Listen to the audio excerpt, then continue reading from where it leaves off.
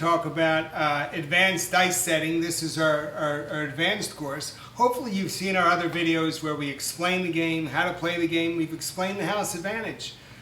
We've explained how to minimize the house advantage by betting the pass line, maximizing your don'ts, maybe a couple of come bets, placing the 6 and 8. I would continue to do that, and I usually don't play the hard ways, but there's some strategies where it might be worthwhile. We're going to talk about dice setting. You know, some people, they pick up the dice and they shake them and they throw them, and those are not the kind of people I like to bet on. So, you know, I like to bet people who set the dice and maybe have some influence over the dice. The house and the bets that I've showed you has a very small advantage. So what we want to do is we want to get an advantage for the player. I'm an advantage player. So I like to get an advantage for what I'm doing, and I think this can be accomplished by dice setting. So you want to set the dice. You always want to set the dice before you throw them.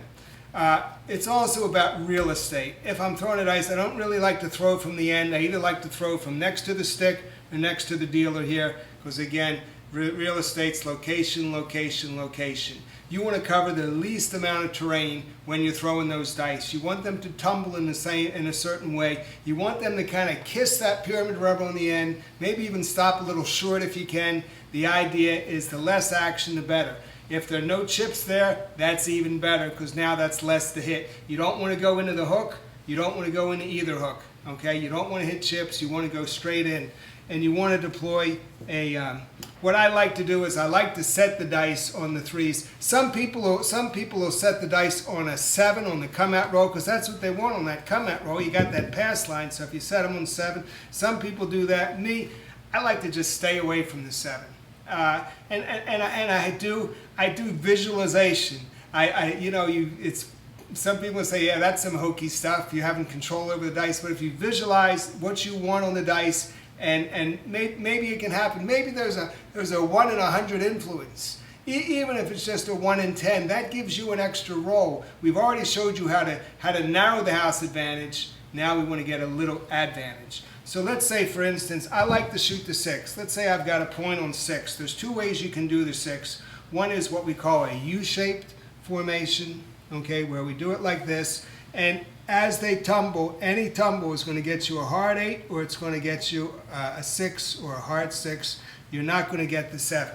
Okay? So, of course, we always bet the 8. The 8 and 6 are the best numbers. Only a 1.5% house advantage. You're always going to take your full odds in the back, your double odds, as we've taught if they have, as much odds as your money allows. And now we have the number that you want, okay, on this 6. So what you want to do is you want to grip them. You want to grip them firmly all the way around. Okay, here's the 6, here's the 8, the 7's on the end. So if the dice are tumbling in that same direction and they don't go sideways, you're going to hit it. Will it happen all the time? Will it happen some of the time?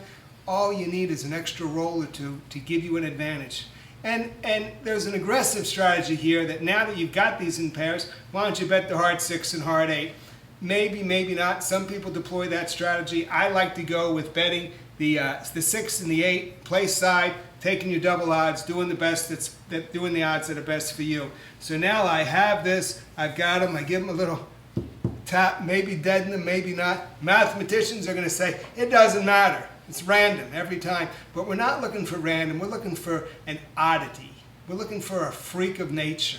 Okay, the 7's going to roll 1 in every 6 times. If you can extend that and get an extra roll or 2, you're going to get an advantage. So again, you take the dice, you put your thumb there, put your fingers here, you kind of wrap them around, and then you're just going to give them a little toss like you're feeding chickens. And I've got a hard 8. I got a bounce. I didn't get a tumble. So bring those dice back. I've got Elizabeth working stick. Now, as you see, we got the hard 8. I'm going to turn them around. I'm going to set them. This time I'm going to use the U shape. On the U shape, I can either get an 11, a hard 8, or the craps in this case. So you're going to set them, and you don't want to take a lot of time because you don't want to draw attention. When the dice come, you look where the 3s are. You pick them up, and you might want to deaden them a little bit, and then kind of a light toss like you're feeding chickens. Okay. And that was a 9. It wasn't quite the number I want, but it wasn't a 7. The 7s were on each side. So if you keep that tumble, if you keep that action to an absolute minimum, you're going to have a better chance, and you're going to get in maybe an extra roll or two. And that sometimes, my friends, is the difference between winning and losing the game. So you can do them this way, or you can do them, you want to do that kind of U-shaped formation, and you got the hard 8, you got the 11, and you want to set them on the number that you want, and you don't, when you want to get, I like to use the U, or I like to use that one, we call the string of pearls, which is all pairs, okay? So you set them up that way, you give them, you grip them, you give them a little tap, you visualize, and you let them fly, and they just kiss the wall, okay? And it wasn't a 7. You try to minimize the action, you try to minimize the bounce, you try to minimize the play. And when you minimize the play, you got a much better chance of hitting it.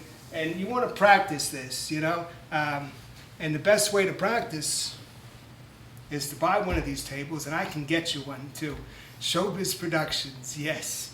Check our website. We have the games for you. You can practice at home. Practice right-handed, left-handed, whatever works for you. Practice on the end. I don't recommend staying all the way on the end, either next to the stick, next to the dealer. It's less real estate. You set them on the 3s, and you can do a V shape and keep them in pairs. If you want to be aggressive, you can bet the hard ways. I usually don't bet the hard ways. If I do bet the hard ways, I'm going to bet a 6 and the 8, because those are the ones that show in this formation.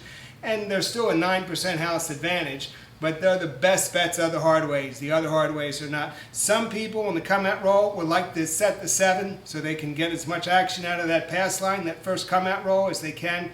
That's up to you. We're going to show you one more roll. I've got this hard 6. I'm going to try to deaden them, and just like you're feeding chickens all the way to the end, and bingo. Good luck, everybody. Play, enjoy, have fun. Bet with your head, not over your head. And if you can get any kind of advantage, more power to you.